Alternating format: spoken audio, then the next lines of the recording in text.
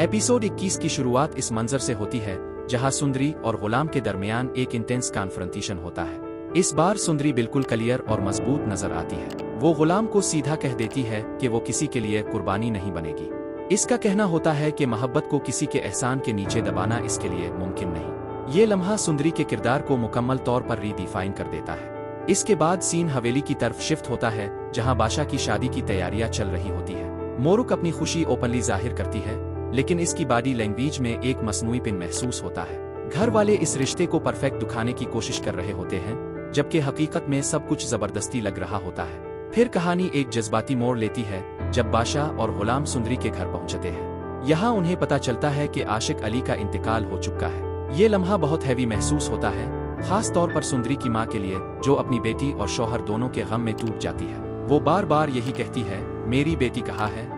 इसके बाद हवेली के अंदर की पॉलिटिक्स और भी वाजे हो जाती है। दाह जी का कंट्रोल और इसकी सोच सामने आती है, जहां इसके लिए इज्जत सब कुछ है। वो अपनी फैमिली पर अपनी मर्जी थोप रहा होता है और किसी की फीलिंग्स इसके लिए अहम नहीं होती।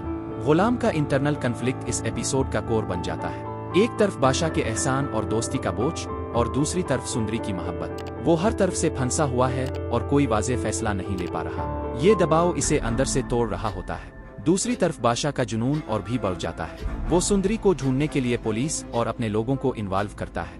इसका किरदार अब सिर्फ एक लवर नहीं बल्कि एक कंट्रोलिंग और पॉजिटिव इंसान बन चुका है। फिर एक पावरफुल लम्हा आता है जहां सुंदरी गुलाम को कहती है कि वो कोई चीज नहीं जो किसी के दरमियान बांधी जा सके।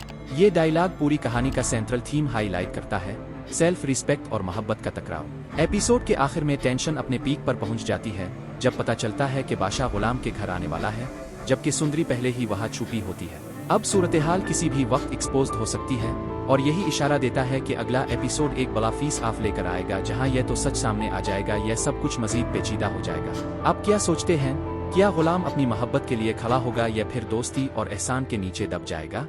कमेंट में जरूर बताएं और ड्रामा शॉट्स को सब्सक्राइब करें ताकि हर एपिसोड का डिटेल्ड रिव्यू सबसे पहले मिलता रहे।